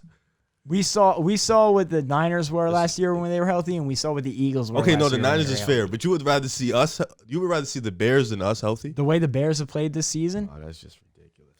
I would have to see the Eagles healthy and see what they could do, but last season they didn't impress me. Like, based off what I'm seeing, I would rather see those 10 teams in the playoffs. And you said the Panthers? Even the 49ers, when they haven't been healthy, have looked better than any team in the NFC. No offense to the Eagles, but Carson Wentz has had a very bad year.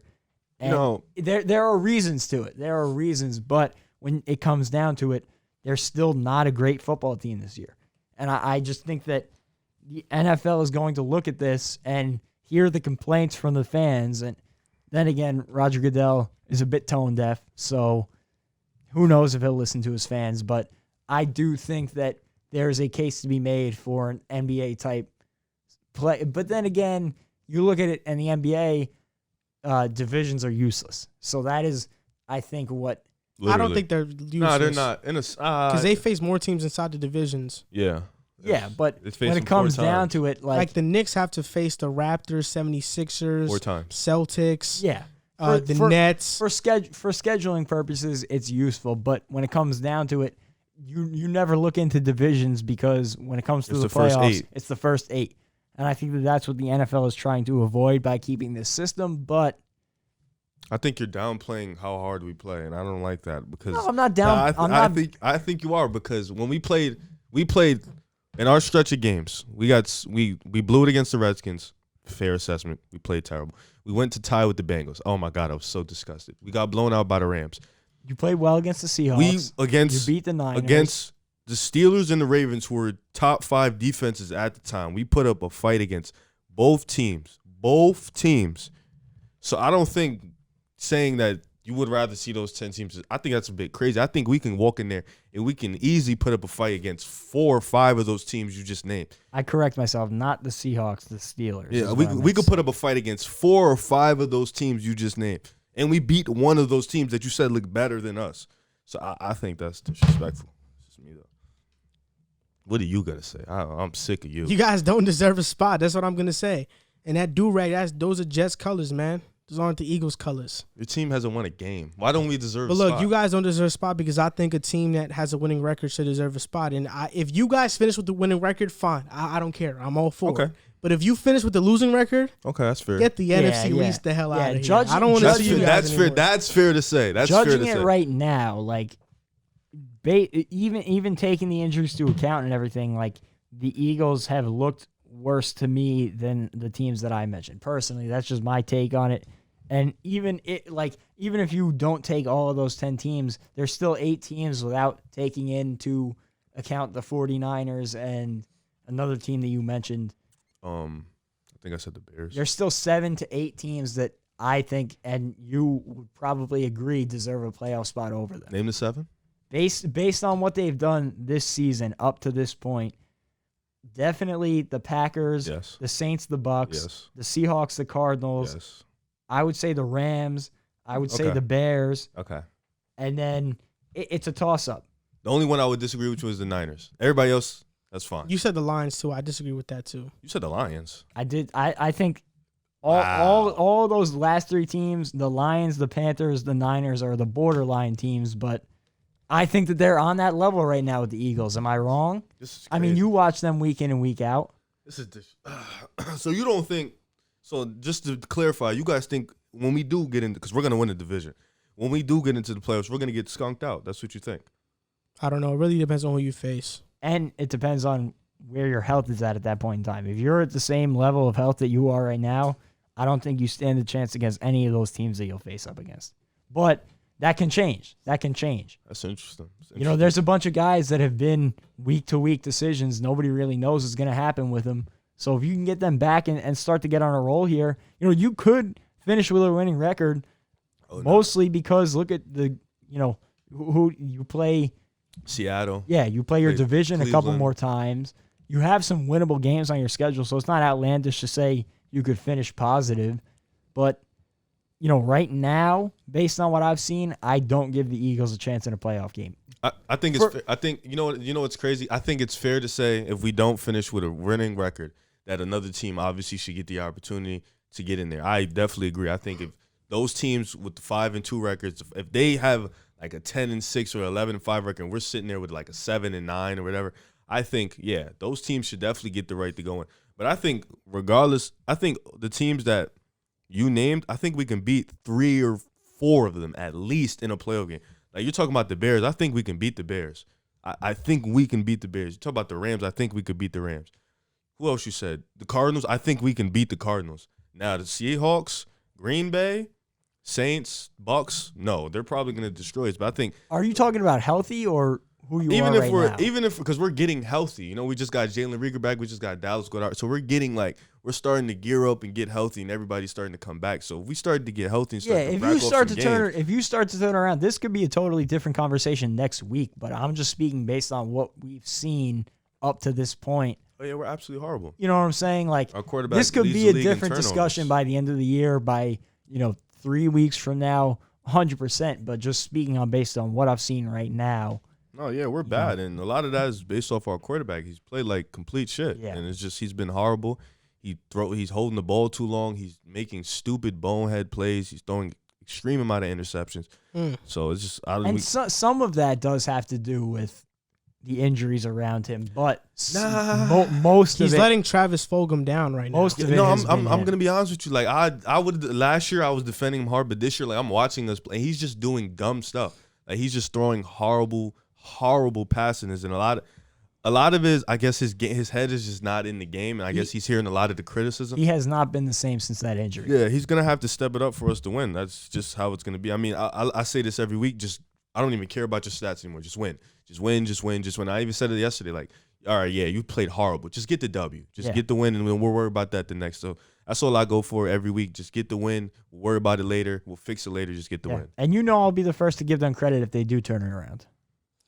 Now we're going to go on to the last segment of the episode, NFL Pick'em, Week 9. You guys know how this goes. The Giants and the Bucks game is going on right now. You know how this goes. So this is going to be quick because I want to watch this fourth quarter, all right? I'm just warning you guys. Don't make this too long.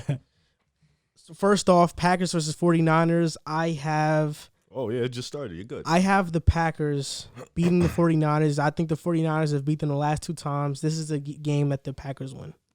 I agree. I think with Jimmy hurt, George Kittle's out, Raheem Mostert's out. Yeah, they're done. So I would pick the Packers. Yeah, I don't even know. Is Jimmy G playing next week? I don't Do think we He's so. know out for the yet? next 6 weeks. 8. Jimmy It was 8. G?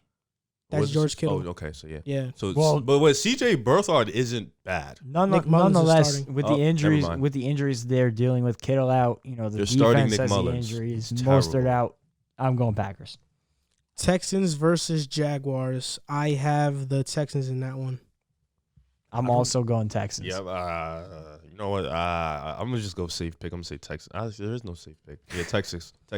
Next game, Giants versus Washington. Washington. I have Washington winning this game. They- I'm gonna go Giants. trying to They're st- putting up a fight with the Bucks right now. They've looked They're pretty trying to steal the solid. division from us. And I don't know. Washington is very inconsistent. I'm gonna go. I'll go Giants. I'll go Washington. Next game, Ravens versus Colts. I have the Ravens in this one. I'm gonna take Ravens. I'm also going Ravens. I I think they thought bounce back. for sure you were gonna pick Colts. Yeah, I thought he was too. He hesitated. Nah. I thought he was gonna pick him. I think. No, I just hiccuped. I That's think- what I did. I think Philip Rivers is gonna struggle with that defense. Yeah, I think. I think so too. Ravens gonna bounce back. Lions versus Vikings is the next game. I think the Vikings are feeling it after last week in their own little momentum ride, so I'm gonna take the Vikings this week. I'm going Lions. I just don't think the Vikings are a good team. I think that the Lions are solid. They just have very poor luck this season, but I'll go Lions. I think the Vikings win this game. The Lions looked bad against the Colts yesterday. I think the Vikings win. Dalvin Cook was killing yesterday. too. Bears versus Titans. I have the Bears in this one. I'm not a believer in the Bears. They don't press me, so I'm gonna go ahead and go with Tennessee. I'm going to go Tennessee. I think they need a wake-up call. They need to get a win here, and Mike Vrabel is going to have his guys coming in fired up. It's in Tennessee. If it was in Chicago, it might change my opinion because Cold out playing there, in too. Chicago is like a different universe, but I'm going to go Tennessee. They need a win. I'll count on Mike Vrabel here. Next game, Panthers versus Chiefs. I have the Chiefs. Chiefs. Next game is the Seahawks versus Bills. I'm gonna take I Russell have Wilson. the Bills in this game. Really? Really? Wow. I'm gonna go Russell Wilson this game. I think I'm gonna take. Wait, where is it in Buffalo? It's in Buffalo, so you never know what's going on It's in Buffalo. freezing. Nah, I'm gonna go Seahawks still. I'm going Seahawks. Broncos versus Falcons. I Broncos.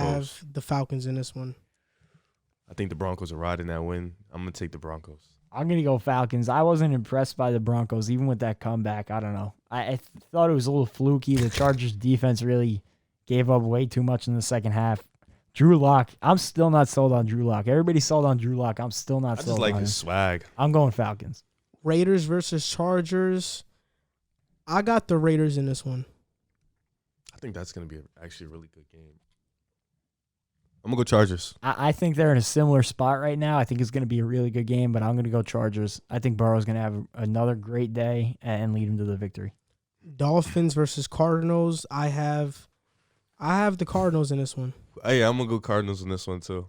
I'm going to go Dolphins. I thought they looked really good Just last like- week against a just- good team in the Rams. Just like to be the opposite. bro. More importantly, the defense looked really good. And, Kyler Murray, he's been a little bit of a seesaw ride this year. He looked great, and then he He's gonna went through a run tough wild. stretch. He looked great against the Seahawks. It's going to be a good matchup, I think. I'm going to go Dolphins. Steelers versus Cowboys. I have the Steelers. Steelers and it's no Steelers. debate. Not even close. Saints. Who's even Ben DiNucci playing quarterback again? He Probably. outplayed Carson Wentz. Saints versus Bucks. I have the Bucks. If Michael Thomas plays, I'm riding with the Saints. If he doesn't play, I'm gonna ride with the Bucks. I'm still not sold on this Bucks he's talking about. So I'm gonna go Bucks. I don't like how they're looking against the Giants right now. At least just watching the this- scoreboard because we're this not great watching offense, right now. right? I'm Ridiculous. still gonna go Bucks though. Jets versus Patriots. I have the Patriots. Stop asking us about Jets game. I have the Patriots. It shouldn't even be a question. All right, so this does it for this episode of the Pick That's Aside a Monday night game? Podcast. Yeah, it's an embarrassment. Yeah. So this does it for this episode of the Pick Aside Putting Podcast. $100 in the pack. We want to thank you for watching. Also, subscribe on our YouTube channel at Pick Aside. Follow us on Instagram at Pick Aside Podcast and on TikTok at Pick Aside Podcast as well. Thank you guys for watching or listening, and see you next time.